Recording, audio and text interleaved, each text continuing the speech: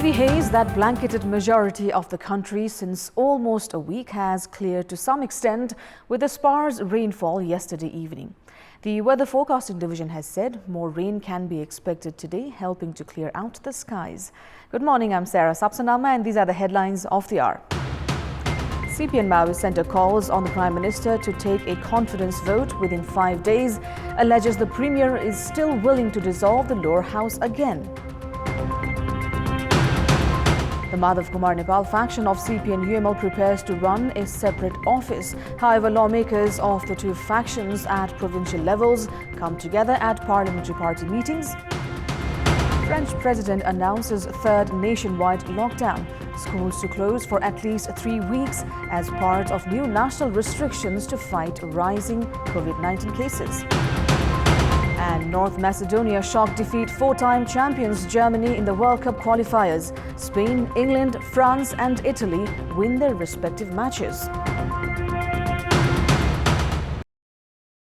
Several lawmakers have come down heavily on the government for lack of cooperation in parliamentary proceedings and have also accused the leadership of planning to dissolve it again.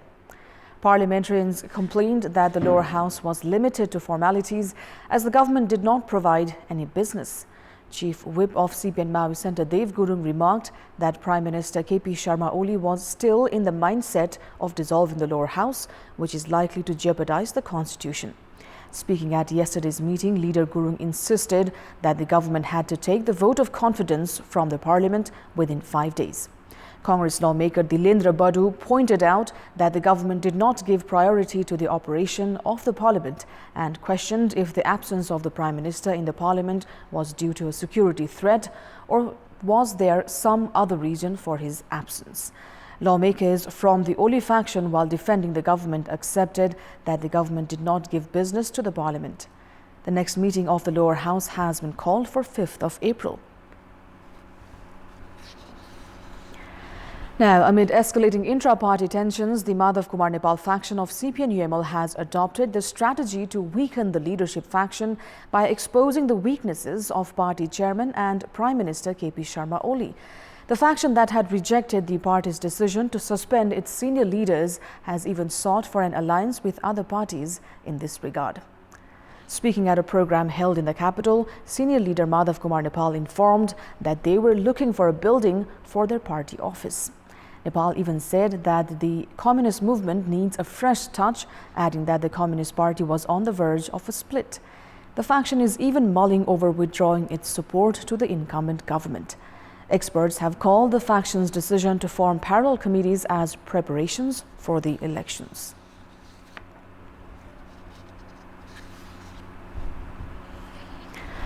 Now, lawmakers from the Madhav Kumar Nepal faction of CPN-UML at Province 1 and Bagmati Province have retracted their no-confidence vote against their respective chief ministers despite the escalating rifts within the party at the centre.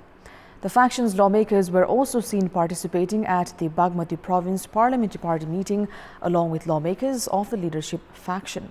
The recent development means chief ministers of both these provinces have avoided a no-confidence motion against them.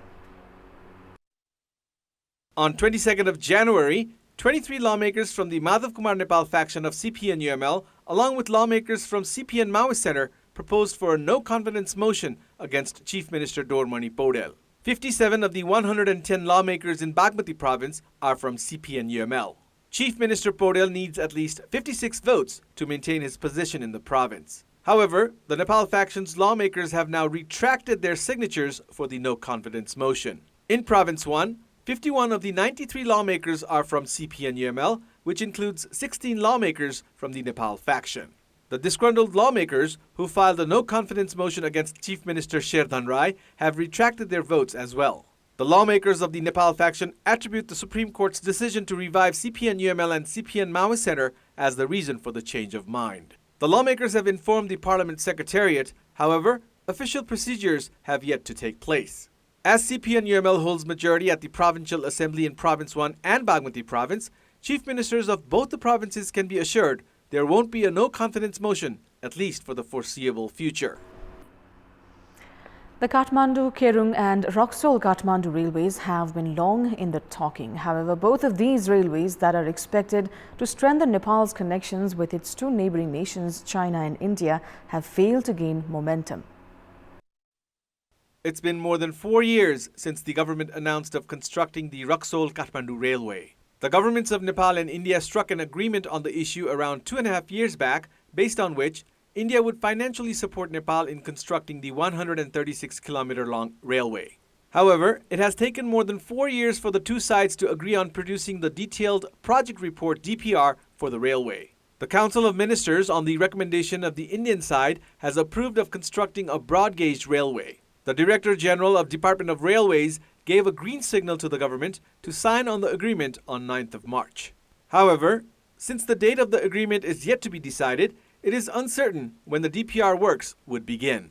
According to government authorities, the Indian government insisted on constructing a broad-gauge railway, saying that they have adequate expertise on the type of railway. However, technical experts have voiced concerns, saying that broad-gauge railways limit the speed of trains, unlike standard-gauge railways. Based on broad-gauge technology, the distance between the tracks is 5 feet, as opposed to 4 feet and 8 inches in the case of standard gauge. Experts thus opine standard gauge railway is more preferable. The introduction of the standard gauge railway has displaced broad gauge railways across the world. While the Kathmandu-Kerung railway that is to be constructed with the financial support from the Chinese government will be a standard gauge railway as preferred by technical experts, the project has also faced its share of sluggishness. A pre-feasibility study has been carried out for the railway. However, a feasibility study to be conducted by the Chinese government is awaited. Despite signing an agreement in October 2019, the Chinese side has delayed the study, citing the COVID-19 pandemic. Now, the sparse rainfall that occurred yesterday evening has cleared the heavy haze to some extent that blanketed majority of the country since almost a week. Light and medium rainfall was witnessed in majority of the places in the country, including Bagmati and Gandaki provinces, as well as parts of Province 1. The rainfall has cleared the high level of pollution in city areas to some extent. The air quality index in the capital's Ratna Park was 166 this morning, while it was 158 at Fohara Darbar and 190 at Jhamsi Khel. Prior to this, the air quality index in the Kathmandu Valley had reached an alarming point of 551. The Weather Forecasting Division has said more rain is in the forecast today, helping to further clear out the skies. In our Public Voice segment, we have asked locals in Parvat why have authorities abused the state resources. Let's take a look at what they had to say.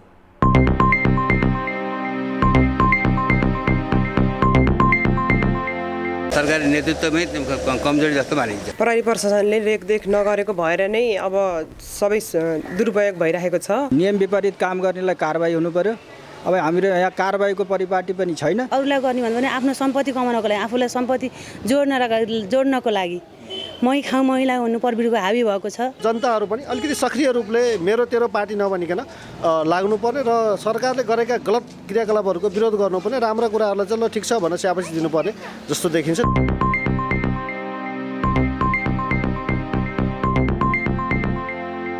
Time now for our segment Public Pulse, where you text us with your opinion.